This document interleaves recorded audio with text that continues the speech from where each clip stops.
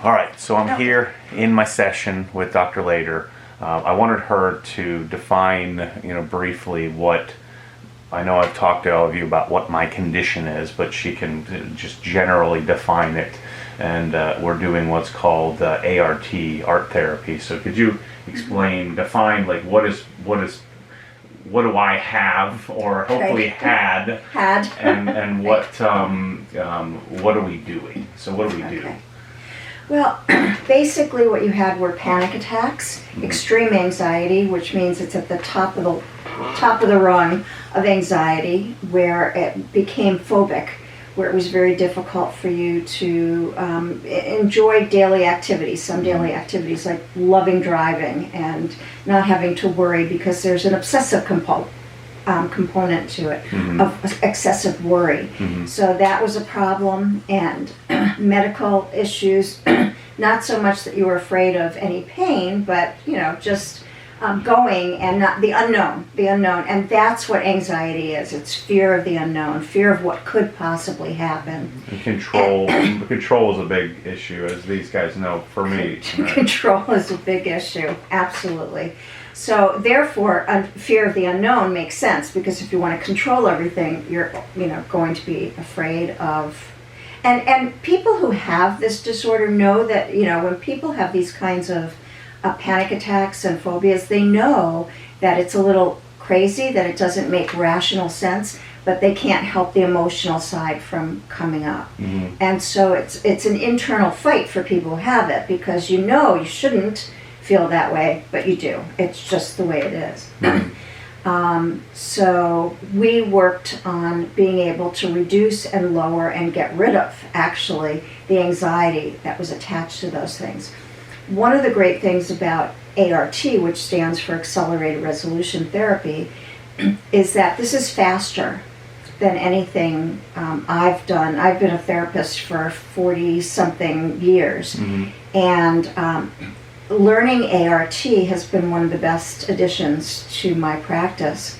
I wish I'd known it. Of course, it wasn't even developed until about 10 years ago or so by Leni Rosenzweig, and it's been miraculous for people with all different kinds of phobias or PTSD, any kind of heightened anxiety. It's amazing. Well, the difficulty for me was that there's no defining moment. Right, I wasn't in the military and had this traumatic event, or I didn't have some childhood, traumatic issue. It's just we don't really know what it is. The culmination of disorder, obsessive compulsive disorder. Right? Right. So I started this by a suggestion from a firefighter who suggested I look into EMDR. And so I'd started therapy with my next room with Dr. Baxley, who is, I guess we call him my psychiatrist. Yes. And we did some genetic testing, found that I'm deficient in folic acid. So I'm taking methylfolate. We started with that, and it reduced my anxiety slightly. And then we found that through adding a little bit of medication that helped. But the bigger work came in here for me, where we did, I call it this cockamamie thing, where we do this.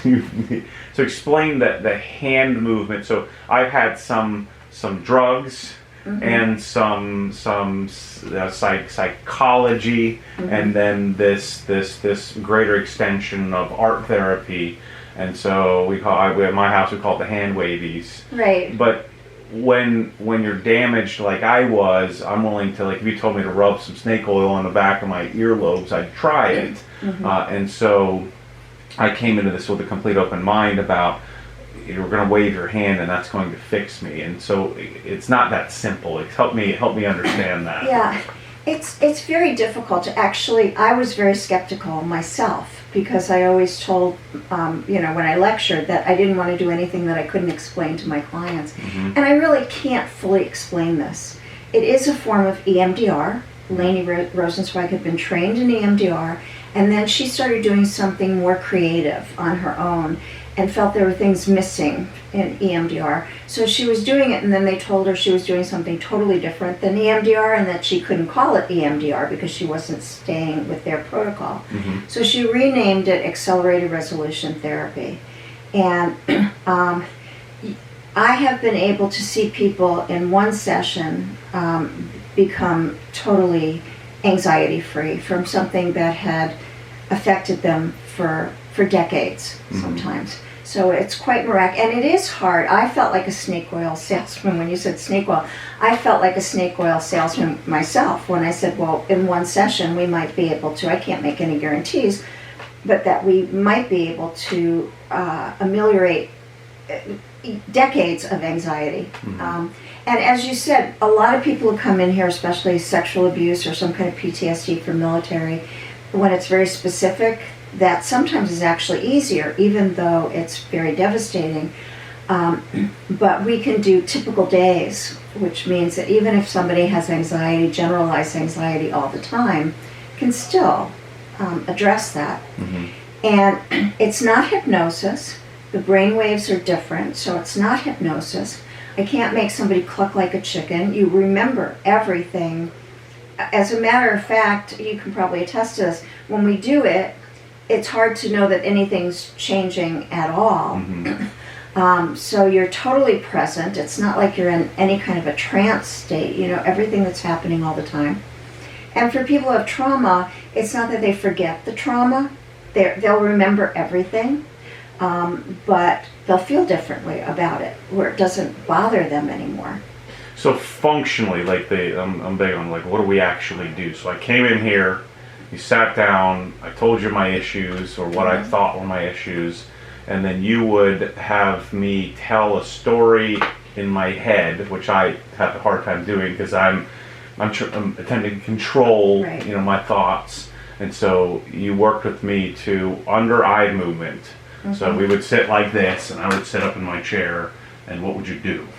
Basically, we're trying to desensitize through the eye movements, and the brain does most of the work. Try to desensitize the anxiety from the images that one has. We can actually erase images. If there are images that one has, like flashbacks that are really bothersome, that they're traumatic, we can actually erase those images, and we can replace the whole memory with something more pleasant. Now, it doesn't mean that you forget. You'll never forget the original. But the replacement of that memory replaces the feelings associated with that memory into less anxiety, to feel more calm, to feel better, to feel okay about that past memory. So you'll have me sit here, and so you'll explain, all right, what are you feeling, and then we do that under eye movement where I'm identifying. So I'm following your hand from left to right while I'm deeply in my head, right? And something about the cognitive connectivity between eye movement, and I find that it almost puts me to sleep, like I'm ready to just, I'll come in here like, you know, remember when I first came, like, I didn't know what you're going to do. Like, I'm just like this, and I'm just amped, ready to jump out of my own skin, and by the end of it, I'm sitting back. I'm no longer hands crossed. And so, what does EMDR stand for? It's eye movement, something. Yeah. Because you don't practice EMDR. I don't practice it, and I didn't learn, and I should know that actually. I'm putting you on the spot. So just Google EMDR therapy, and so ART, you've told me, has a bit more resolution. Yes. In our sessions, which are an hour and a half long. Yes. And so each session has a resolution. Each time we do art therapy, there's a resolution to whatever problem that is brought up in that session. And Laney says that it's basically the left brain starts working with the right brain, and the signals come together. So the emotional side and the logical side. And you don't have to do any of basically clinical psychology. I'm a clinical psychologist. When I was doing therapy, there's a lot of connections that you have to make. By making those connections, by working hard to get those connections. Something about this therapy gets to a deeper level, and those connections sometimes come out. You may have experienced where they just come out in the middle of doing this, and it's like, oh, I just thought of this, and I just made this connection. And so it hastens the process. So under eye movements, you'd have me go back to the dentist's chair when he's telling me, oh crap, your front tooth is toast. You know, this is really bad. And I'm having to go back, and then you, under eye movement, while I'm telling myself that story, you would check me out.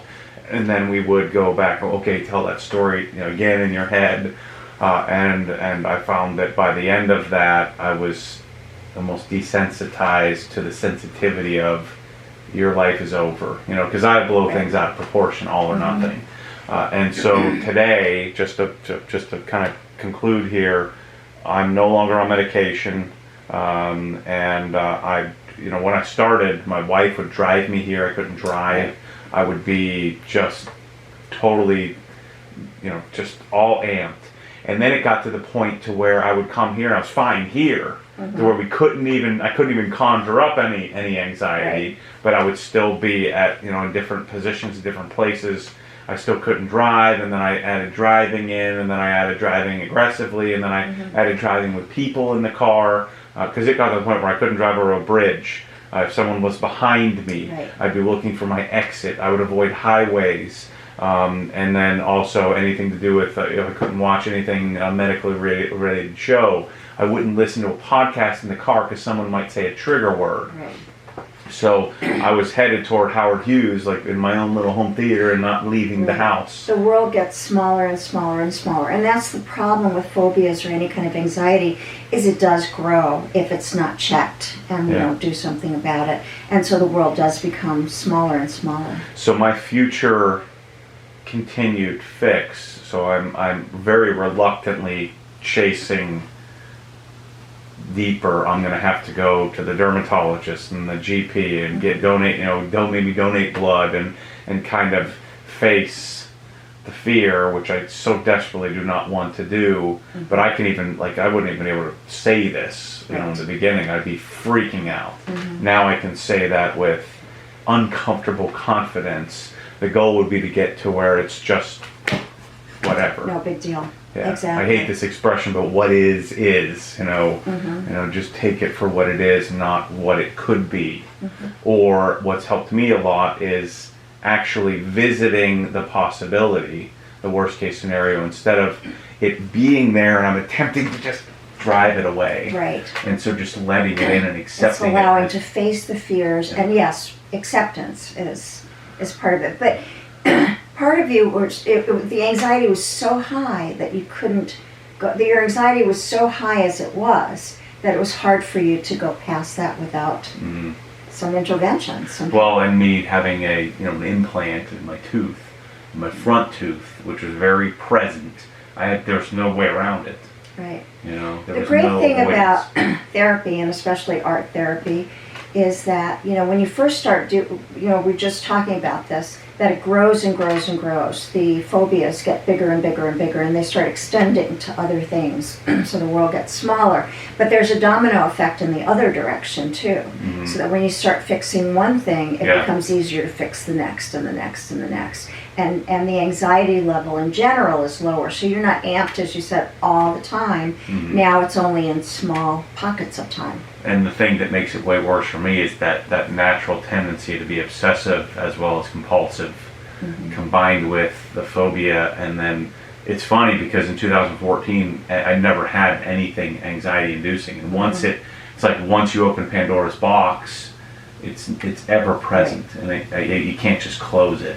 And I attempted to just push it down and do the same thing the same exercise over and over in my head. It just didn't work, which is attempting to fight it off and pretend like it didn't exist. And then avoidance. Because your logical side is basically saying, what's the big deal? You know, I should be able to just go and do this. I'm not really that afraid of the pain. I'm not really, that's not what it is. And so, but the part is that's so difficult for people is it feels crazy too. That you know that, and it doesn't jive with the logical side, and that makes things even worse. Is this a in-person only thing? I've never done it on Skype or anything, and actually the problem is long distance therapy I can't really do across state lines. But people can go and look and see if there's an art therapist from the Accelerated Resolution website to see if there's one in their area. And is this program, from your experience, is it generally something where you pay an hourly rate? Do you know of therapists that have like a package that people buy? Because not everybody can just pony up, you know, 100, 200 bucks an hour. Right.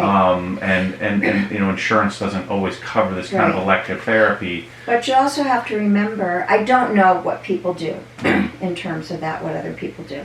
You also have to remember that most people who come to me, it's often one session, 1 or 2. Got it. Some people elect to come for 3 or 4 if there are various things. Or in my case is 50. So it is something that you'd want to talk to your therapist about it, or get on a plane and come to Ocala. Yeah. So. Well, I definitely charge more for the first session and less for subsequent sessions because it's, you know, I don't always get people coming back. So, you know, and that's fine. So thanks for sharing. I just wanted to spend a few minutes. This has helped me so much, and a lot of what my channel has been, you know, sharing my life and sharing the wins and losses, and you know, the obsessive compulsive disorder and, you know, general anxiety has been a significant, you know, sort of detractor to my life. But it's also been such a positive thing, and being okay with that, being okay with being this way, I think has given a lot of other people permission to be. Absolutely. So I admire you for your willingness to share your struggle, and that people can recover, and that's the most important thing to remember.